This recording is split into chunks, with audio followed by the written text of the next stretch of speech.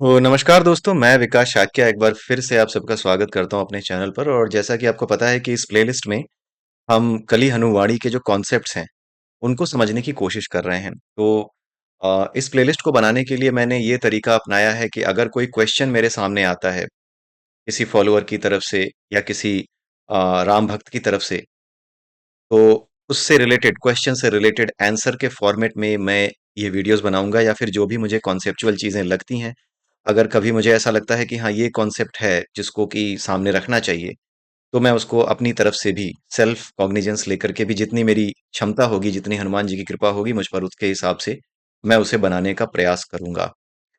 तो ज्यादातर मेरी कोशिश यही है कि अगर आपकी तरफ से क्वेश्चंस आ सकें और आप क्वेश्चंस मुझे बता सकें, तो मुझे एक पॉइंट ऑफ रेफरेंस मिल जाएगा कि किन जगहों पे प्रॉब्लम्स आ रही हैं।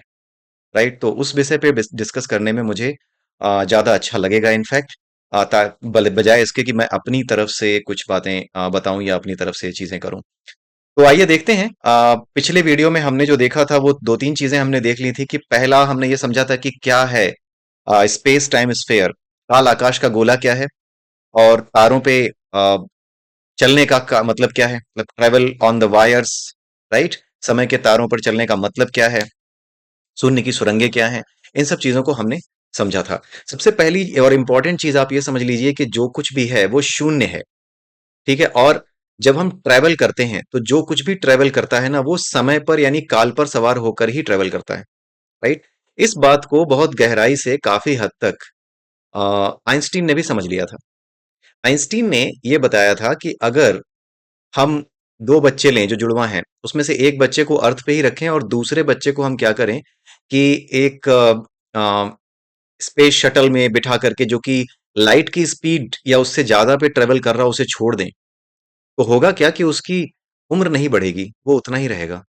यानी वो पदार्थों के संयोग से अलग हो जाएगा। जो कॉम्बिनेशन ऑफ मटेरियल है, जो मटेरियल रूल है, उनसे अलग हो जाएगा। इट मीन्स वो काल से परे हो जाएगा, काल की गति से परे हो जाएगा। काल जिस गति से चलता है वो प्रकाश की गति है। कुल मिलाकर के इस तरह की बात हमने यहां पर भी समझी है, और द होली साइंस में भी इस बात को समझाया गया है। काफी हद तक कुछ ऐसा ही है। और जो हमने होली साइंस के अलावा अगर हम देखें, जो कि मनुस्मृति है, उसमें भी कुछ ऐसी ही बात बताई गई है।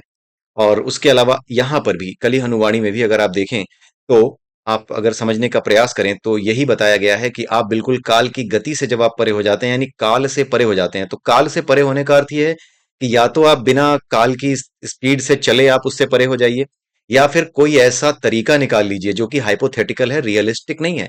जो कि आइंस्टीन ने बताया कि आप जो है काल की गति के साथ चलना शुरू कर दीजिए। यानी जिस गति से आपका ये चलता है, प्रकाश चलता है, उस गति से आप चलना शुरू कर दीजिए, या उससे ज्यादा गति से चलना शुरू कर दीजिए, तो आप काल से परे हो जाएंगे। कहने का मतलब यह था कि जैसे कि हम सब ना प्रकाश का शरीर हैं, हम सबके सब प्रकाश की बॉडी हैं। प्रकाश दो रूपों में चलता है, कणों के रूप में भी और तरंग के रूप में भी। तो जब ये कणों के रूप में चलता है, तो कणों के रूप में जब ये कंडेंस्ड होता है, तब जाकर के ये एक फॉर्म लेता है। तब ये कंडेंस होकर के किसी न किसी रूप में सामने आता है, इंसान के रूप में, जानवर के रूप में, पेड़ पौधों के रूप में। ये सब द होली साइंस में समझाया गया है।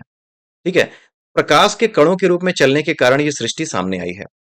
प्रकाश के कण जो चलते हैं, वो अपने आप नहीं चलते, अपने आप नहीं चलते, उन्हें काल यानी कि समय, टाइम, जो कि एक चौथा डायमेंशन था जिसके बारे में कि आइंस्टीन ने बात की थी, वो लेकर के चलता है इन कणों को, और इसकी वजह से चीजें हमारी आंखों को दिखाई देती हैं, उसकी वजह से चीजों में गति दिखाई देती है। यानी काल ही सबको चला रहा है। अगर काल ना हो, समय ना हो, तो चीजें वहीं रहेंगी, बस प्रकाश हमारी आंखों तक नहीं पहुंचेगा, प्रकाश के कण हमारी आंखों तक नहीं पहुंचेंगे। और जब वो नहीं पहुंचेंगे तो हमें सामने रखी हुई चीज भी दिखाई नहीं देगी, और कुल मिलाकर के हमें ये संसार बिल्कुल एक सफेद गोले जैसा ही दिखाई देगा, हमें कुछ भी दिखाई नहीं दे रहा होगा। यही बात जो है कली हनुवाणी में भी समझाई गई, और यही बात जो है आइंस्टीन समझाने के प्रयास कर रहे थे कि अगर आप काल की गति से यानी प्रकाश की गति से ज्यादा गति से चलते हो, तो आप पदार्थ के गुणों को छोड़ दोगे। यानी पदार्थ बूढ़ा होता है, उसमें क्षय होता है, इन सब चीजों से परे हो जाओगे। कुल मिला के आप अमर हो जाओगे इन अ ट्रू सेंस। जिस सेंस को हम समझते हैं कि आप, जिस सेंस में हम अमरता को समझते हैं कि हम कभी मरेंगे ही नहीं, राइट, उस सेंस को प्राप्त कर जाओगे। तो या तो आप कोई ऐसा तरीका निकाल लो जिसकी वजह से आप काल से आगे निकल सको, काल से परे हो सको, या फिर आप साधना भक्ति इसके मार्ग को अपनाओ, जिसको अपना करके भी आप काल से परे हो सकते हो। राइट? तो कुल मिलाकर के जितने भी तरीके हैं वो सब काल से अलग होने के तरीके हैं, और एक बार जब आप काल से अलग हो गए तो काल से अलग होने के बाद होता क्या है कि फिर आप इस शरीर के नहीं रह जाते। जब आप इस शरीर के नहीं रह जाते तो इस शरीर में रहते हुए फिर आप वो काम नहीं कर सकते जो शरीर से किए जा सकते हैं। आप ये सोचो कि शरीर के माध्यम से, अगर आप ये सोचो कि शरीर के माध्यम से मुझे जो बुद्धि मिली है, मेरे पास जो मन है, मेरे पास जो दिमाग है, उस दिमाग का इस्तेमाल करके मैं अपने शरीर को एक शरीर से दूसरे शरीर में ले जाना सीख लूं, अपनी आत्मा को एक शरीर से दूसरे शरीर में ले जाना सीख लूं, अपनी कॉन्शियसनेस को एक शरीर से दूसरे शरीर में ले जाना सीख लूं, तो ये पॉसिबल नहीं है। क्यों? क्योंकि मटेरियल जो चीजें हैं उनके पास ये नॉलेज नहीं होता। आत्मा के पास अपना नॉलेज स्वयं होता है, उसके पास खुद का नॉलेज होता है, और वही नॉलेज ये होता है कि किस तरीके से चीजें किस तरीके से कॉन्शियसनेस एक शरीर से दूसरे शरीर में जाएगी। ये नॉलेज केवल और केवल आत्मा के पास होता है, और ये डिपेंड करता है लिंग कुंजी पर। तो इस वीडियो को समझने से पहले मैं ये बताना चाहूंगा कि आपको लिंग कुंजी नाम का जो चैप्टर है आपके कली हनुवाड़ी में, उसको भी समझना होगा। कली हनुवाड़ी में लिंग कुंजी एक ऐसा चैप्टर है जो ये बताता है कि based on your desires, lustful desires, जैसी आपकी लस्ट होगी, जैसी आपकी डिजायर्स होंगी, उन डिजायर्स के अकॉर्डिंग ही आपकी जो आपका जो अंतःकरण है, आपका जो मन है, आपकी जो जिसको आप अंतःकरण या फिर आप मन मन जिसको आप कह सकते हैं मनोमय कोश कह सकते हैं, उस मनोमय कोश में उसी के अकॉर्डिंग चेंज होंगे, और जिस तरह के चेंज होंगे उस एनर्जी में उसी को लिंग कुंजी कहते हैं। एक पर्टिकुलर स्टेट होती है उस लिंग कुंजी की। मान लीजिए कि अगर आपके लिंग कुंजी की स्टेट 0 से लेकर के 10 के बीच में है, तो हो सकता है कि वो पूरी की पूरी जो लिंग कुंजी है उसकी जो वैल्यू है वो किसी जानवर के इक्विवेलेंट हो। तो आपके लिए जानवर के जीवन को जीने के जो चित्र होंगे वो सबसे ज्यादा सुटेबल होंगे। तो फिर उस लिंग कुंजी के बेसिस पे आपकी जो आत्मा है, आपकी जो कॉन्शियसनेस है, वो एक ऐसे जीव के एक ऐसे प्राणी के उसमें प्रवेश करेगी जीवन में, या ऐसे चित्रों को देखने के लिए वो उपयुक्त होगी जो कि एक जानवर के जीवन से संबंधित है। और फिर उसी के अनुसार आप अपना जानवर का जीवन, आपकी आत्मा एक जानवर के जीवन को जानवर के शरीर में रह करके जी रही होगी। तो लिंग कुंजी एक स्पेसिफिक वैल्यू है जिसकी वैल्यू 0 से 100 के बीच में हो सकती है। जैसे प्रोबेबिलिटी होती है ना, उसकी वैल्यू मिनिमम 0 और मैक्सिमम 1 होती है, उसी तरीके से आप जब लिंग कुंजी की बात करते हैं तो लिंग कुंजी की मिनिमम वैल्यू 0 हो सकती है और मैक्सिमम वैल्यू 100 हो सकती है। जब आपकी मैक्सिमम वैल्यू 100 अचीव हो जाती है तो फिर आपको कोई शरीर नहीं मिल सकता। मेटेरियलिस्टिक डिजायर से, मटेरियल से आप दूर हो जाते हैं। जब आप 0 से 100 के बीच में, यानी 1 से लेके 99 के बीच में कहीं पर भी होते हो, तो आप किसी भी एक चित्र को, किसी भी एक जीवन को जीने के लिए उपयुक्त होते हो, और based on the value of your लिंग कुंजी आपको वही स्पेसिफिक चित्र या वही चित्रों की श्रृंखला दिखती है जो एक पर्टिकुलर जीव के लिए उपयुक्त होती है। ठीक है? तो उसी प्रकार से आप अपने जीवन में प्रवेश करते हो, लेकिन ये आप नहीं कर सकते। ये आपकी आत्मा के पास जो लिंग कुंजी होती है वो अपने आप ये काम करती है, आप नहीं कर सकते। ठीक है? तो ये जो क्वेश्चन था कि हम किस तरीके से अपने किरदार को बदलते हैं, how can we get into other character, ये भी एक क्वेश्चन था। तो how can we get into other character, ये जो किरदार बदलने का प्रश्न था, ये प्रश्न, इसका सीधा सा उत्तर ये है कि जी नहीं, आप ये नहीं कर सकते अपने इस शरीर के, अपने अपने इस शरीर के माध्यम से, अपनी बुद्धि के माध्यम से कुछ भी ऐसा नहीं सीख सकते जो आपको शरीर बदलने में सहयोग करता हो। ठीक है? इसको समझने के लिए, इस बात को समझाने के लिए मैंने चैप्टर 5, जो जिसका टाइटल है मृत्यु को हराना, उस चैप्टर का वो पोर्शन लिया है जिस पोर्शन में इस बात को समझाया गया है। एक चैप्टर है इसमें मृत्यु को हराना, अगर आपने उस चैप्टर को पढ़ा हो तो उसमें जो उर्मी है, उर्मी की मृत्यु होने वाली थी और हनुमान जी ने ये देख लिया था कि उसकी मृत्यु होने वाली है। तो हनुमान जी ने उर्मी से ये कहा था कि मैं तुम्हें कुछ बता रहा हूँ, कुछ अभ्यास करवा रहा हूँ, बहुत जल्दी तुम्हें ये अभ्यास सीखना है क्योंकि तुम्हारे पास समय बहुत कम है। तो उर्मी समझ गई कि हाँ, मेरी मृत्यु की ही बात हो रही है, मेरी मृत्यु नजदीक है कहीं। तो हनुमान जी ने उसको अभ्यास कराया, किसका? राम नाम के जाप का अभ्यास कराया, राम नाम की ध्वनि पर ध्यान लगाने का अभ्यास कराया। तो राम नाम की ध्वनि पर जब उर्मी ने ध्यान लगाया, हनुमान जी ने राम उसको बोला था कि जब मैं राम बोलूं तो केवल ध्वनि सुनना, और तुम्हारे आस पास, अपने बाहर, अपने भीतर, हर जगह राम ही राम तुम्हें दिखने चाहिए। तुम्हें हर चीज से अलग हो जाना है, केवल और केवल मेरी ध्वनि पे ध्यान देना है, और उसके अतिरिक्त कोई और चीज, किसी तरह का भय, किसी तरह की कोई चीज तुम्हारे मन में, कोई शंका तक तुम्हारे दिमाग में नहीं होनी चाहिए, कोई डर भी तुम्हारे मन में नहीं होना चाहिए। आप सोच करके देखिए, कोई आपसे ये कहे कि तुम्हारी थोड़ी देर में मौत होने वाली है और तुम्हें जरा सा भी शंका, कोई डाउट कुछ नहीं होना चाहिए तुम्हारे मन में, तो आपको कैसा लगेगा? आप कर पाएंगे? नहीं हो पाता। लेकिन उर्मी ने ये किया। उर्मी ने ये अभ्यास किया।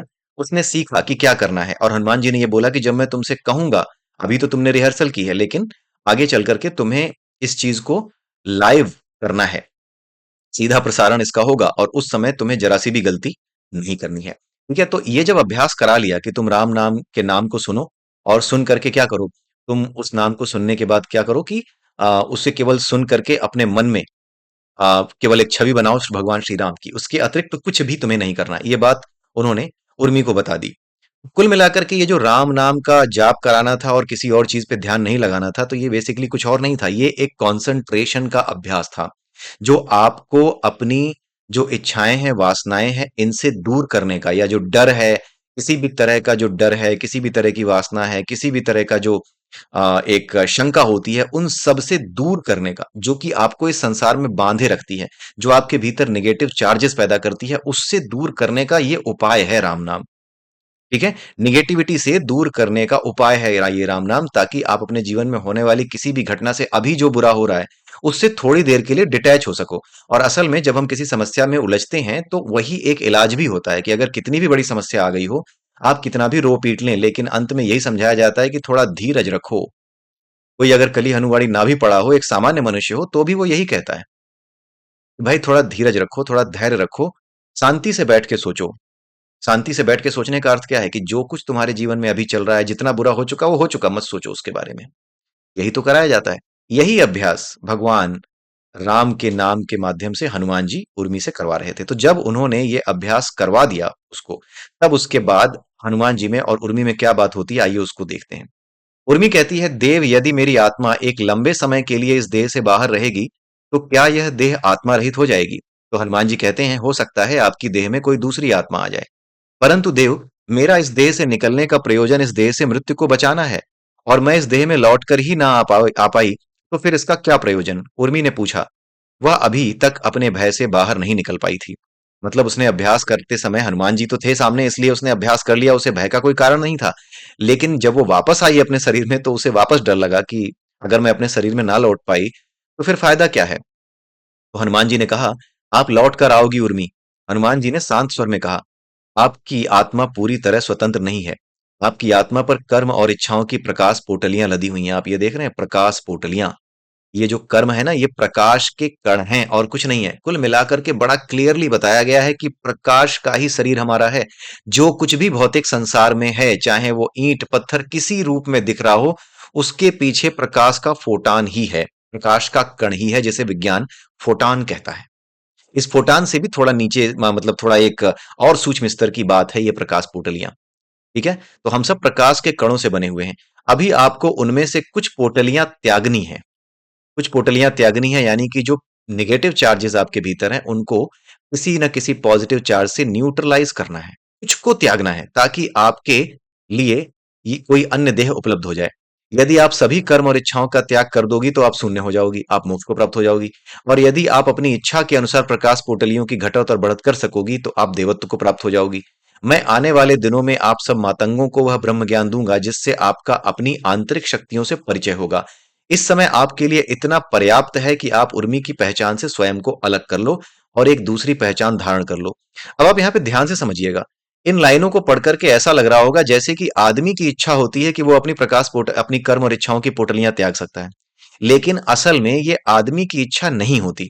यहाँ पर जो चीज लिखी हुई है ना, यदि आप यहाँ पे अभी आपको उनमें से कुछ पोटलियां त्यागनी है, ताकि आपके लिए इस देह के अतिरिक्त कोई अन्य देह उपलब्ध हो जाए। इसको पढ़ करके आपको ऐसा लगेगा, जैसे ऐसा लगता है कि कुछ ना कुछ ऐसा है जिसको कि मनुष्य जान सकता है, जिससे वो अपनी प्रकाश पोटलियों को त्याग सके।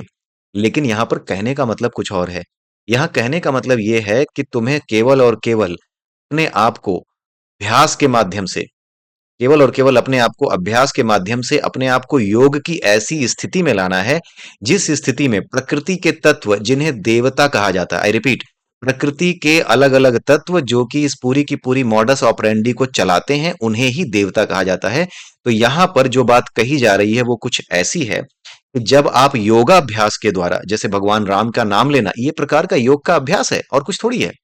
तो जब आप योग का अभ्यास करेंगे, ठीक है, तो योग का अभ्यास कर लेने पर होगा क्या कि आप उन चीजों से दूर रहते हैं जो चीजें संसार में आपको बांध रही हैं। ठीक है, आप जब भी किसी चीज का जाप करते हैं तो उस पर अगर ध्यान रखते हैं तो संसार की जिस चीजों में आप फंसे हैं उनका ध्यान नहीं होता। तो आप सिर्फ अभ्यास करते हैं, अभ्यास करने के बाद प्रकृति के जो तत्व हैं, जो देवता जिनको कहा जाता है, वो अपने आप क्या करते हैं, आपके शरीर को एक अलग पहचान उपलब्ध कराना, आपकी आत्मा को, ना कि आपके शरीर को एक अलग पहचान उपलब्ध कराना, ये उनका काम हो जाता है। राइट।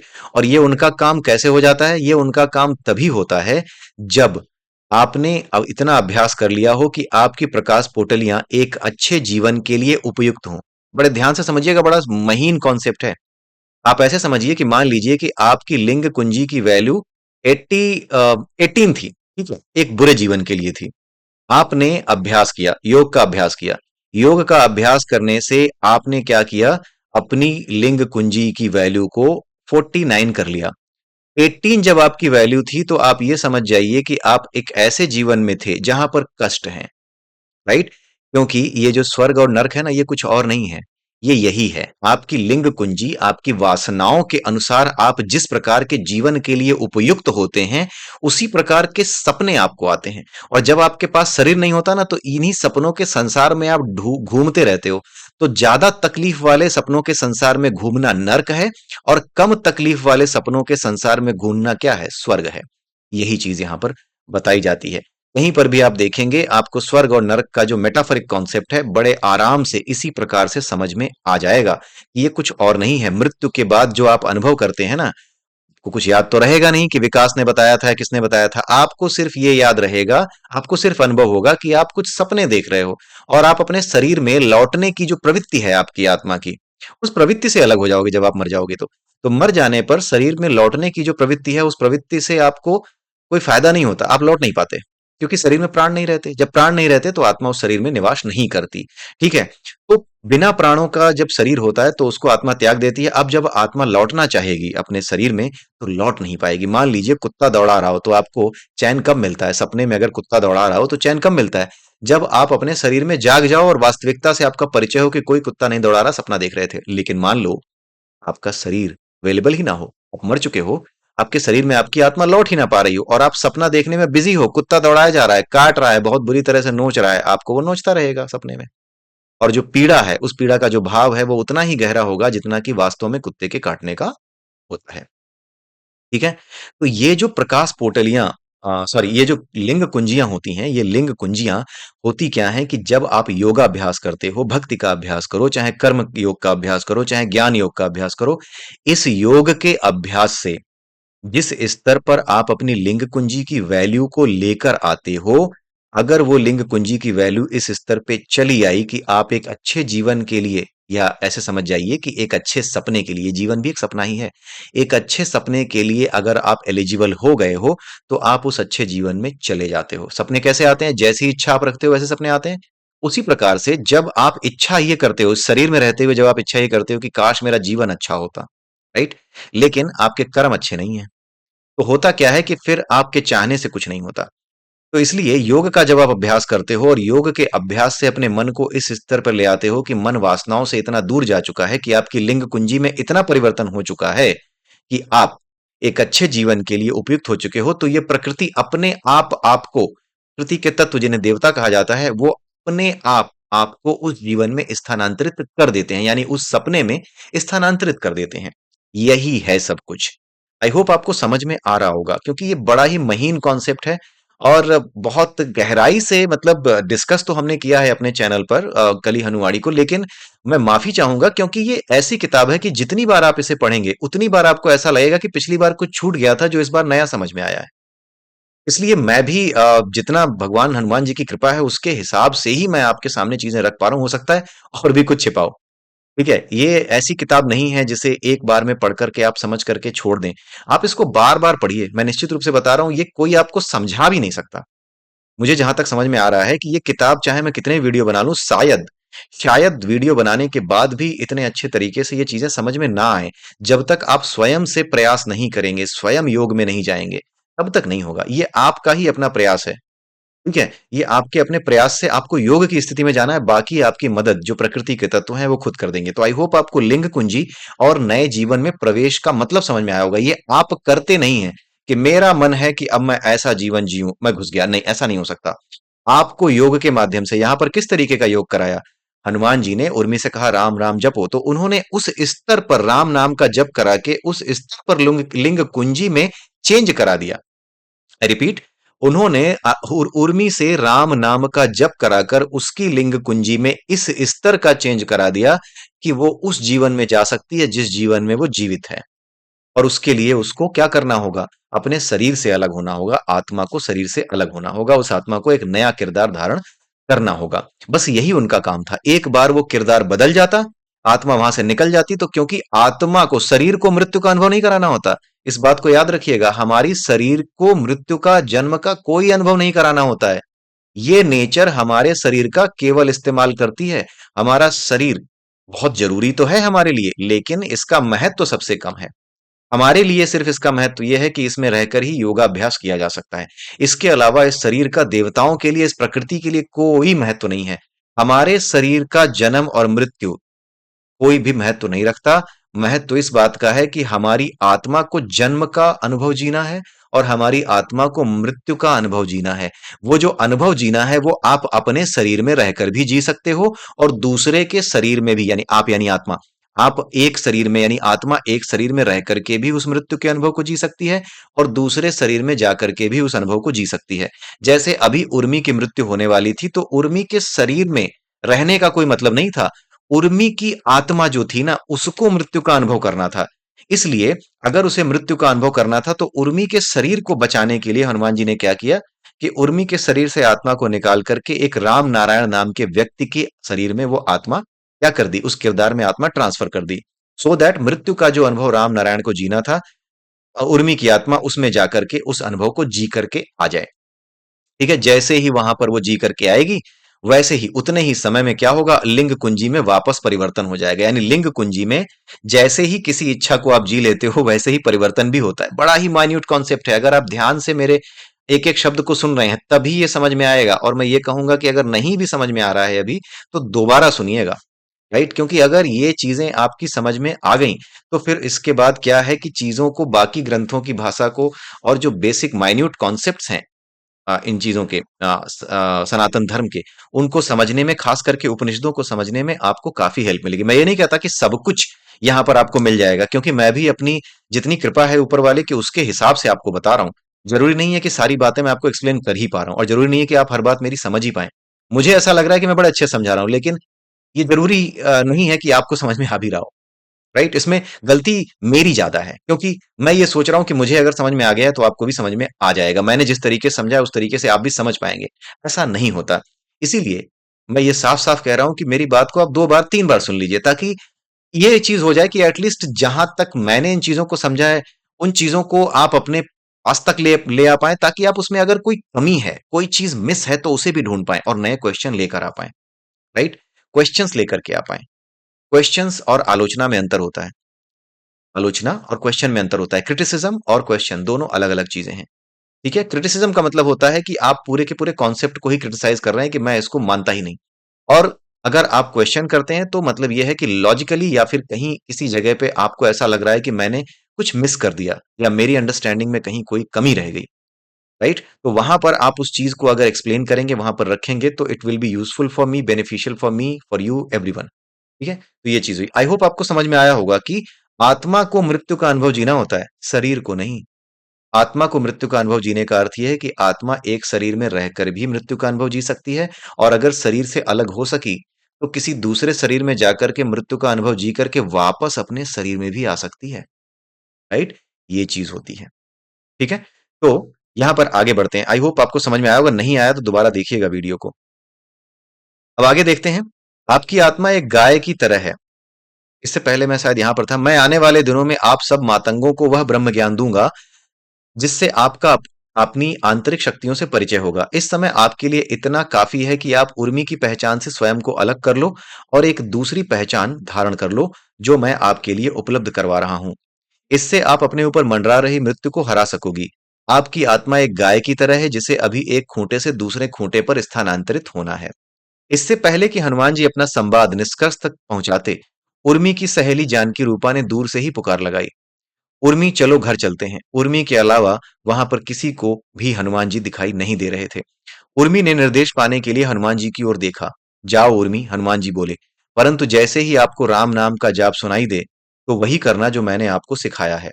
उसने अपने रक्षक और चिरंजीवी गुरु हनुमान जी को प्रणाम किया। जहां वह जहां यह उसके अंतर्मन में भय था, वहां अब श्रद्धा ने जगह बना ली थी। वह धीरे धीरे अपनी सहेलियों की ओर बढ़ी और कदाचित अपनी मृत्यु की ओर भी। हनुमान जी विपरीत दिशा में मुड़कर मृत्यु के देवता की ओर बढ़े। हे यम, आश्चर्य आपका नियम है, तो भी मैं कहूंगा कि आपको मेरे शिष्यों के पास देखकर मुझे आश्चर्य हुआ। हनुमान जी ने नश्वर जीवों में सबसे अधिक भय पैदा करने वाले मृत्यु के देवता का अभिवादन करते हुए कहा। यानी वहां पर वो तत्व या वो एलिमेंट मौजूद था जिसे यम कहते हैं, जो हमारे शरीर की वास्तविक मृत्यु का कारण होता है, यानी आत्मा को शरीर से दूसरे शरीर में स्थानांतरित करता है समय पूरा होने पर। वो एलिमेंट उसकी बात हो रही है, और वही एलिमेंट एक नए शरीर में ले जाता है उसे। ठीक है, या स्वर्ग या नर्क जिसको कहते हैं, या फिर सपनों की उस दुनिया में छोड़ देता है जहां पर तकलीफें हो रही हो, या फिर जहां पर बड़े अच्छे सुख का अनुभव हो रहा हो। ठीक है, आगे देखते हैं क्या है। हनुमान जी, मेरा कार्य सरल करने के लिए धन्यवाद। अश्विन देव कयास लगा रहे थे कि आप मेरे कार्य में बाधा बनेंगे, परंतु मुझे विश्वास था कि आप उर्मी के भाग्य के सामने दीवार बनकर खड़े नहीं होंगे। यम ने अश्विन देवों की ओर अपनी व्यंग्यात्मक मुस्कान के तीर चलाते हुए कहा। हनुमान जी ने एक बालक की तरह अनभिज्ञता जताते हुए कहा, क्यों, उर्मी के साथ क्या होने वाला है? क्या आप उस बेचारी कन्या को मृत्यु का अनुभव देने के लिए यहाँ पर उपस्थित हैं? हवा धीरे धीरे अब अंधड़ का रूप लेने लगी थी। आप सब कुछ जानते हैं हनुमान जी, आप यह जताने का प्रयास मत कीजिए कि आप कुछ नहीं जानते। यम ने अपनी अशुभ दृष्टि उर्मी पर गड़ाते हुए कहा। क्या, क्या वह मृत्यु को प्राप्त होने वाली है? कैसे? हनुमान जी ने अपनी लीला जारी रखी, और यम की दृष्टि का पीछा करते हुए उन्होंने भी उर्मी की ओर देखा। उनका अंतिम शब्द अंधड़ का रूप ले चुकी हवा की गर्जना में गुम हो गया। यम की दृष्टि एक पेड़ पर टिकी हुई थी। ठीक 11 पल पश्चात उर्मी उस पेड़ के नीचे से गुजरने वाली थी।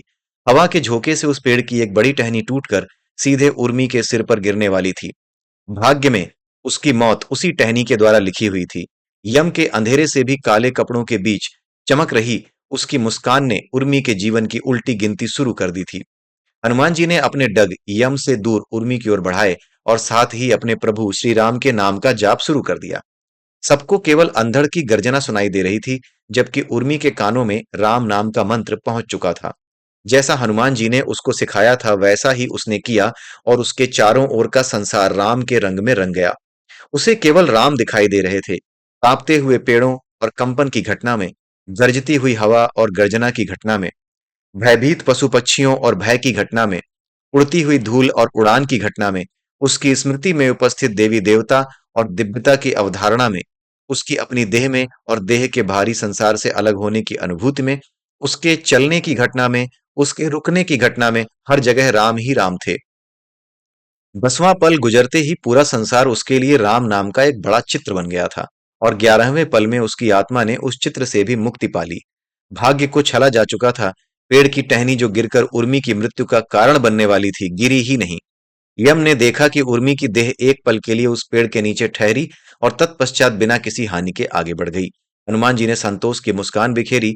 उर्मी की आत्मा उसकी देह रूपी घर से अलग हो गई थी, ठीक वैसे ही जैसे उस कहानी में राजा को अपने महल से अलग होना था। एक कहानी सुनाई थी हनुमान जी ने राजा और उसके महल की, उसमें राजा को अपने महल से बड़ा प्यार था। तो उसमें बताया यह गया था कि महल के बारे में यह कहा गया कि महल पर बिजली गिरेगी, मतलब तुम्हारे घर पर बिजली गिरेगी। ठीक है, तुम पर बिजली गिरेगी, कुल मिलाकर के ऐसी बात थी। तो उसने कहा कि नहीं नहीं, मैं ये घर तो नहीं छोड़ सकता। ठीक है, तो उसने घर नहीं छोड़ा। तो जब उसने घर नहीं छोड़ा, उसने क्या किया, उसको बताया गया उपाय कि तुम एक झोपड़ी में चले जाओ, तो वो झोपड़ी में गया नहीं। उसने कहा नहीं, झोपड़ी में गया और यहाँ पे गिर गई तो मेरा महल चला जाएगा, मैं तो अपने महल के साथ ही मरना चाहूंगा अगर ऐसा कुछ है। वो समझ ही नहीं पा रहा था कि क्या बताया जा रहा है। जब वो समझ नहीं पा रहा था, तो इस वजह से उसको अपने महल से हाथ धोना पड़ा। ठीक है, जबकि उसको कहा गया था कि तुम उसमें जाओ, एक झोपड़ी में चले जाओ। तो कुल मिलाकर के उसको अपने निवास स्थान के जलने का अनुभव महसूस करना था। जैसे आत्मा को एक शरीर में मृत्यु का अनुभव करना था, उसी प्रकार से उसको भी करना था, लेकिन वो गया नहीं। तो उस कहानी के माध्यम से, उस मेटाफरिक स्टोरी के माध्यम से ये चीज बताई गई है। तो यहाँ पर जो साइंटिफिक कॉन्सेप्ट है उसको समझाने के लिए बहुत ही ज्यादा प्रतीकात्मक तरीके इस्तेमाल किए गए हैं। और कई बार ऐसा लगता है कि ये कहानी है और किस तरह से ये लिखी गई है, बड़े अच्छे तरीके से लिखी गई है और ऐसा लगता है कि बड़ा जो है एक अच्छा एक्सप्लेनेशन है बेवकूफ बनाने के लिए, लेकिन ऐसा है नहीं। ये नेचर के एलिमेंट्स का पूरा एक्सप्लेनेशन है। ठीक है, तो इसी के साथ ये वीडियो मैं यहीं समाप्त करता हूँ। अगले वीडियो में फिर मिलेंगे, जो भी कोई नया क्वेश्चन मेरे सामने आता है उस क्वेश्चन के साथ। और इसी के साथ आप सबसे मैं विदा लेता हूँ। जय सिया राम, जय श्री कृष्णा, जय श्री राधे, ओम नमः शिवाय।